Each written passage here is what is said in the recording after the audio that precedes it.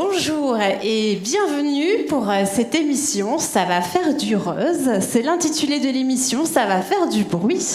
Rose en breton, une émission organisée par Bretagne Ma Vie dans le cadre des élections régionales.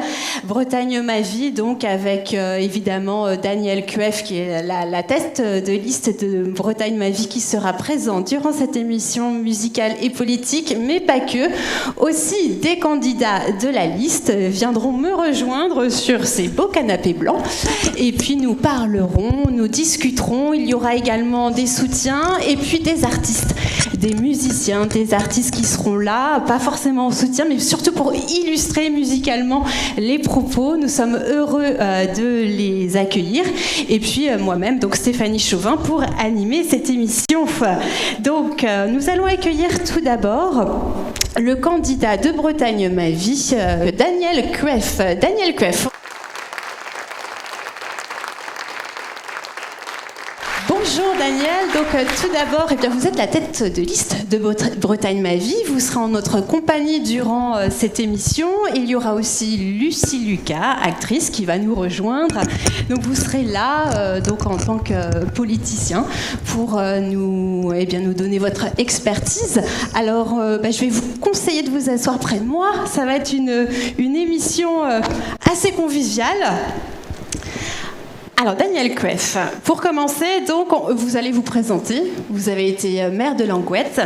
On vous connaît pour votre arrêté d'interdiction des pesticides à proximité des habitations. Et puis aujourd'hui, vous êtes candidat aux élections régionales.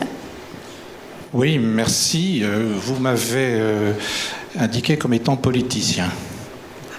Oui, voilà quelque chose qui ne me va pas du tout. Oui, exactement. Je pense que effectivement, nous avons bâti un projet politique pour la Bretagne, mais sans les étiquettes politiques. Et donc, non, je ne pense pas avoir une carrière de politicien du tout.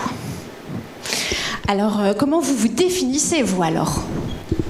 Donc, Bretagne Ma Vie, c'est une liste qui est possible du fait de la Constitution, où nous pouvons aujourd'hui présenter une liste politique en dehors des partis politiques. C'est ce que nous avons fait depuis déjà presque 1 an et demi, où nous nous sommes aperçus que les Bretonnes et les Bretons étaient d'accord de se retrousser les manches pour affronter les nouveaux défis de demain, à la condition qu'ils ne se retrouvent pas un jour ou l'autre tenus prisonniers par une étiquette politique.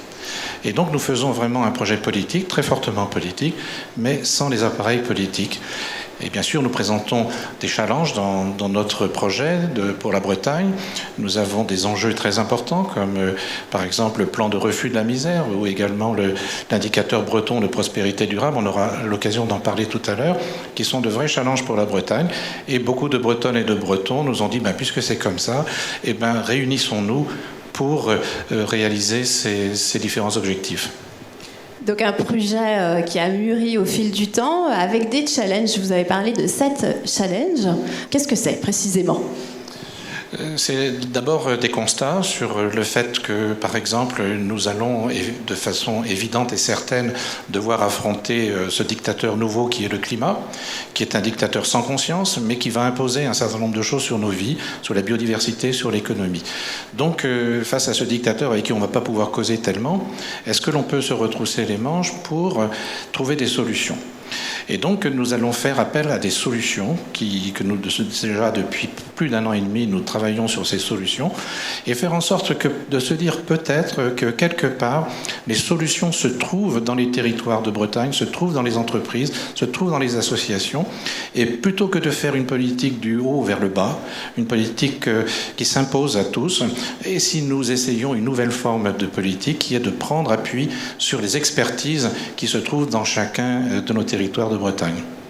Alors, vous parlez de Bretagne fraternelle souvent. Qu'est-ce que cela signifie pour vous ? Nous apercevons, si vous voulez, qu'en Bretagne, les problématiques écologiques sont souvent source de conflits, voire de conflits très sévères. Et que nous sommes en train de vivre, si nous n'y prenons garde, une société contre une autre. une société qui serait acquise aux questions écologiques et une autre qui le refuserait.